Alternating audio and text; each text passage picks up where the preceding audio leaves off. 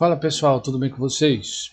Neste vídeo eu vou ensinar como você pode criar uma ementa para o discipulado da sua igreja. Obviamente, o público-alvo desse conteúdo são pastores, mas isso também serve para educadores cristãos e também para professores de escola bíblica. Você pode ter acesso a esse conteúdo e, se você não for o pastor da sua igreja, você pode conversar com ele, caso vocês ainda não tenham uma ementa para o discipulado na sua igreja. É também importante lembrar que você não precisa limitar o uso de uma ementa somente para o discipulado.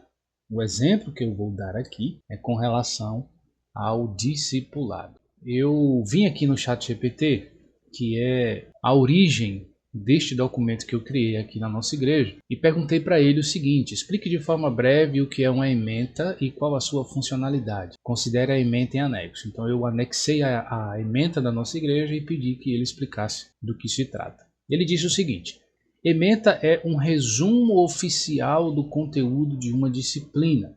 Ela apresenta de forma sintética os temas centrais que serão estudados e indica a direção geral do curso. Então veja, é um resumo oficial. No caso da nossa igreja, essa ementa é o documento oficial que rege o conteúdo que nós abordaremos no discipulado na nossa igreja. Tá? Isso de acordo com a nossa fé, com a nossa teologia, claro, evidente. Okay? Ele diz assim: sua função é definir o escopo do ensino e orientar toda a estrutura da disciplina. A partir da ementa, são organizados os objetivos, os módulos de conteúdo, a metodologia e a avaliação. Em outras palavras, a ementa funciona como o ponto de partida do planejamento pedagógico. No caso da disciplina apresentada, que é a nossa, né? A ementa descreve um estudo panorâmico do cristianismo com foco na tradição batista, incluindo história da igreja, história dos batistas, análise de religiões e denominações, eclesiologia, teologia batista e bibliologia. O propósito é formar discípulos com convicção doutrinária, capazes de compreender a identidade batista e defender biblicamente a fé no contexto da igreja local. Então, essa informação que ele coloca aqui, como ele mesmo diz, né, ele tirou da ementa. Nós vamos ver daqui a pouco na íntegra. Portanto, a ementa estabelece o que será ensinado e qual é a orientação teológica e formativa da disciplina, servindo como base para todo o desenvolvimento do curso. Obviamente ele vai usar uma linguagem acadêmica, né? Mas a gente adapta isso para a questão religiosa e local da nossa igreja. Aqui está a nossa ementa. Então, no momento desse vídeo, eu sou o pastor da primeira igreja batista de Viçosa, em Alagoas, e eu desenvolvi ao longo dos últimos 2 a 3 anos esta ementa que coloca a base de todo o curso daquele novo cristão que chega e entra para a turma de membros, novos membros, com o objetivo de se tornar mais um no hall da nossa igreja. Tá certo? Então eu desenvolvi da seguinte forma: com o passar dos anos eu fui aprimorando, obviamente, e chegou um tempo em que eu fui ao ChatGPT, pedi para ele montar um modelo de discipulado. É sempre importante dizer o seguinte: a inteligência artificial ela existe para nos ajudar e não para fazer o nosso trabalho. Isso é muito importante.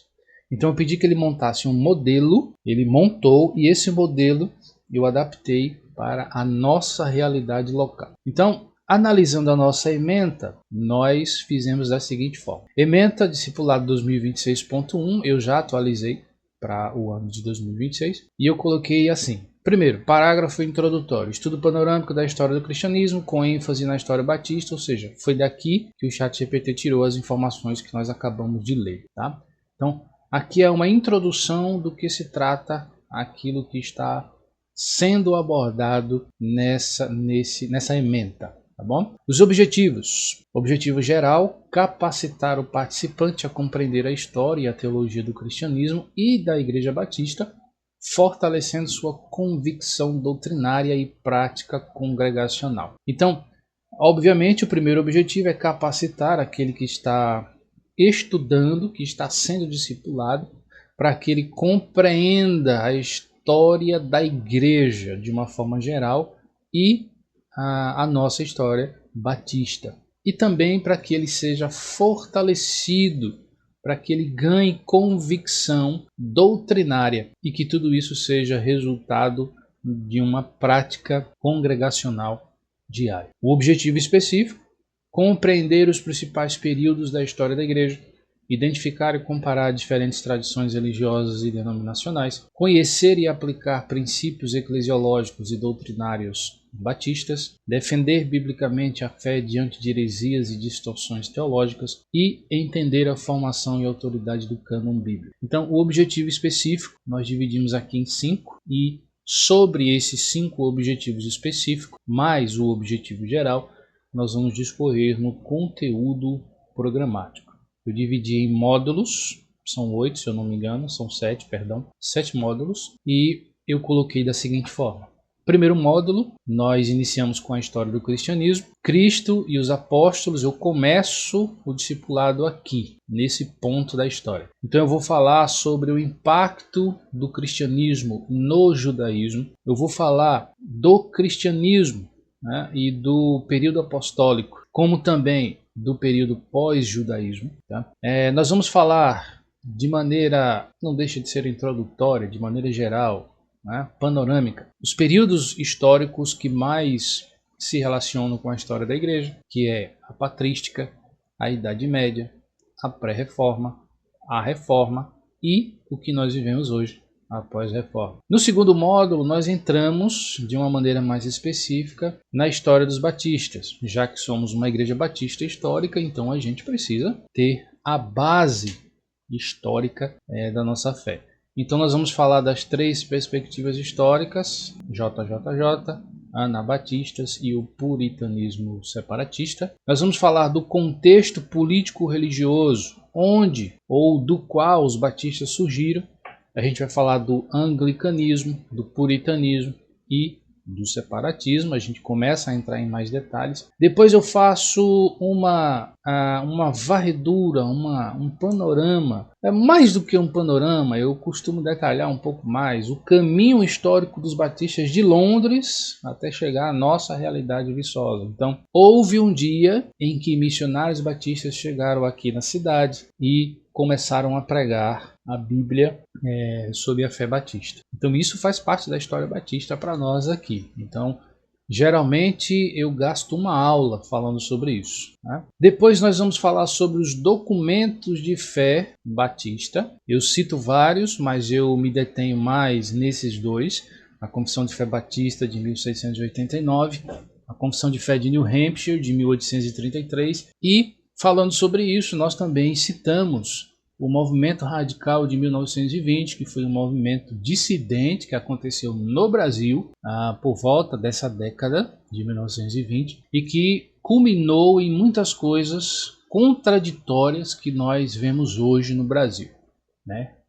Falando da Igreja Batista. Tá? Nós falamos também da Declaração Doutrinária da Convenção Batista Brasileira, que é o documento vigente hoje, que foi o documento que substituiu, infelizmente, a Confissão de Fé de New Hampshire. Hoje, os batistas têm esse documento aqui. E, finalizando o segundo módulo, nós iniciamos a identidade batista. Eu começo falando um pouco aqui. No terceiro módulo, nós falamos sobre religiões e denominações comparadas.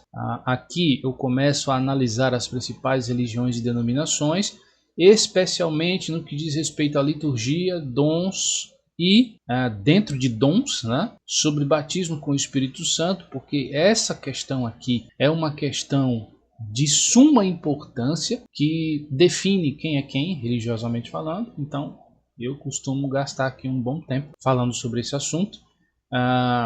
Após isso, nós vamos falar sobre influências denominacionais. Então, eu toco muito na questão de cristãos que se dizem ter uma fé específica. Eu sou batista, mas na prática ele demonstra uma fé diferente. Então, eu falo sobre essas questões de influências denominacionais. Né? E encerro o terceiro módulo na segunda parte sobre a identidade batista. Tá? O quarto módulo eu abro essa disciplina de eclesiologia. Aí a gente já começa a entrar de fato na teologia em si, teologia sistemática. Então, dentro de eclesiologia, nós vamos falar das concepções católica, ortodoxa e protestante. Eu abordo muito essas três concepções porque entendo que são as principais, né? O que o catolicismo ensina sobre a igreja, o que a ortodoxia ensina sobre a igreja, o que o protestantismo ensina sobre a igreja. Depois nós falamos do caráter multiforme da igreja, a igreja visível, a igreja militante.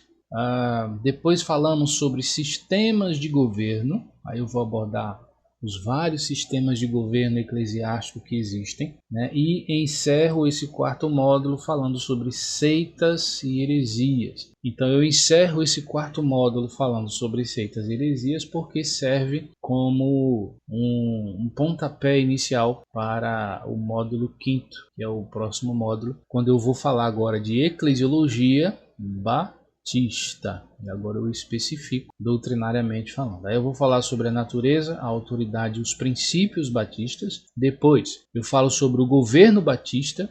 Nós falamos aqui sobre sistemas de governo. Aqui eu menciono o governo batista, mas aqui eu detalho. Então eu falo principalmente dos oficiais, dos ministérios e da ideia do Shabat pastoral, né? Eu falo sobre a organização de uma igreja batista e uso como exemplo a Confissão de Fé Batista de 1689, os capítulos 26 e o 28 ao 30. Depois eu encerro o quinto módulo sobre eclesiologia batista, falando de missão, disciplina e liturgia.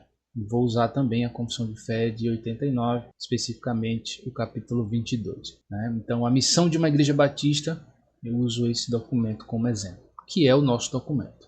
Tá? No sexto módulo, o penúltimo módulo, eu falo sobre doutrina e teologia batista, aí eu especifico mais ainda. Né? Eu começo com os princípios históricos e os princípios teológicos batistas. Eu separo princípios históricos como aqueles princípios tradicionais da Igreja Batista. Nós somos uma igreja autônoma, autêntica, nós somos uma igreja, né, nós temos uma separação com o Estado, enfim. E os princípios teológicos eu resumo nas 5 solas da Reforma, que cai muito bem nessa questão aqui. Depois eu falo sobre a importância dos documentos de fé históricos, os documentos que nós já citamos ao longo do discipulado. Eu falo por que nós utilizamos e qual a sua importância. E finalizo o sexto módulo sobre doutrina e teologia batista, falando dessas duas subdisciplinas que eu julgo ser muito importantes: soteriologia e amartiologia, a doutrina da salvação e a doutrina do pecado. Então eu falo sobre o processo de salvação, eu falo sobre a necessidade humana de salvação e eu falo sobre a natureza pecaminosa do homem. Tá? Muito interessante. Eu finalizo o discipulado da nossa igreja no sétimo módulo falando sobre bibliologia, né? O estudo do cânon bíblico. Então eu defino e falo sobre a formação do cânon, tanto do Antigo quanto do Novo. Eu vou especificar aqui. Eu falo sobre essas 3 posições que eu entendo serem as mais importantes no estudo teológico: a posição progressista, o que os progressistas pensam da Bíblia, o que os neo-ortodoxos pensam e o que os reformados, que somos nós batistas, pensamos sobre a formação do cânon, sobre as escrituras. Depois eu vou falar sobre os requisitos para o cânon tanto do Antigo quanto do Novo, por que o Antigo Testamento é palavra de Deus, por que o Novo Testamento é palavra de Deus. Então, de uma maneira prática, a gente discute sobre esse assunto. Eu falo sobre inspiração divina das Escrituras, né? Falamos sobre isso. E o último ponto do nosso discipulado,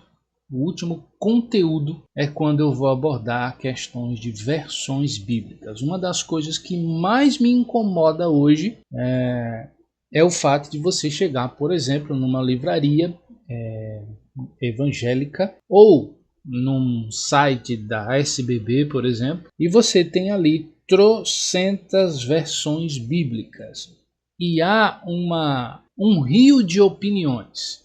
Então, pastores e teólogos vão dizer que a melhor versão é esta, outros vão dizer que esta não é boa, e sim aquela. Então, tudo isso acaba virando uma questão de gosto pessoal, preferência individual. Aqui, quando nós falamos sobre versões bíblicas, a gente analisa alguns versículos em versões diferentes e comparamos esses versículos, essas versões, com o texto original, seja hebraico, aramaico ou grego, para a gente entender exegeticamente qual é de fato a melhor versão. Não existe versão perfeita, mas a gente chega num acordo ali de qual é a melhor versão, melhor entre aspas. Tá bom? Assim a gente encerra o conteúdo programático do nosso discipulado, acompanhando aqui a ementa, e depois do conteúdo programático eu coloco na ementa também qual é a metodologia que nós usamos. Aulas expositivas e dialogadas, então a gente conversa, eu passo o assunto, eu exponho, eu explico, mas eu também provoco um diálogo, para a gente discutir no bom sentido. Nós fazemos leituras dirigidas, que é basicamente as referências da nossa ementa. Nós fazemos leituras dirigidas de textos bíblicos e obras indicadas. Fazemos análise de documentos históricos e confessionais, como a própria Confissão de Fé Batista, por exemplo, mas não só ela, outros documentos nós analisamos também. E fazemos estudo de caso e debates. Então a gente discute bastante nas nossas aulas. A forma que eu avalio o discípulo, o discipulando, vamos dizer assim, eu avalio da seguinte forma: 30% da sua nota final eu coloco como presença em sala. Então, se aquele discipulando ele passa todo o discipulado sem dizer uma palavra, tem alguma coisa errada. Ele precisa interagir, ainda que minimamente, mas ele precisa interagir. Ele precisa pelo menos dizer: eu entendi, ou eu não entendi alguma coisa. Então eu avalio dessa forma. 30% eu dedico também a exercícios escritos ou questionários orais, digamos assim, às vezes eu costumo fazer algumas provas, entre aspas, coloco lá no Forms do Google e jogo para eles no grupo e eles respondem durante a semana, e aí no domingo a gente se reencontra e fala sobre os exercícios e questionários produzidos durante os dias anteriores. E claro, participação em sala. Eu confundi aqui presença em sala. Presença em sala quer dizer justamente presença, estar presente, obviamente. Então, se você não vem, alguma coisa está errada. Inclusive, eu preciso até editar essa parte aqui, eu vou editar com vocês. Eu acredito que 50% deve ser presença em sala de aula. Eu vou colocar aqui exercícios 20% e participação em sala 30%. Acredito que a participação em sala ela tem uma importância um pouco maior do que uma prova escrita, tá bom? É até bom eu ver isso aqui porque eu corrigi junto com você, certo? Bom, esse é o nosso conteúdo. As referências que nós indicamos e utilizamos durante o nosso discipulado, eu disponibilizei aqui, São livros e obras que eu julgo ser importantes dentro da área histórica, teológica e dentro da área batista, obviamente, como também outros assuntos que forem necessários. Eu coloco aqui dicionários, enciclopédias, várias obras impressas, ou obras em PDF ou versão Kindle, mas eu coloco aqui uma boa base para que o discipulando possa aproveitar o conteúdo da nossa ementa. Espero que você tenha compreendido e espero que você faça uso de documentos assim para organizar a educação bíblico-teológica da sua igreja. É uma igreja que não tem base, é uma igreja fraca. Nós precisamos manter a igreja do Senhor robusta, bíblico-teologicamente. Tá bom? Deus abençoe vocês. Até o próximo vídeo.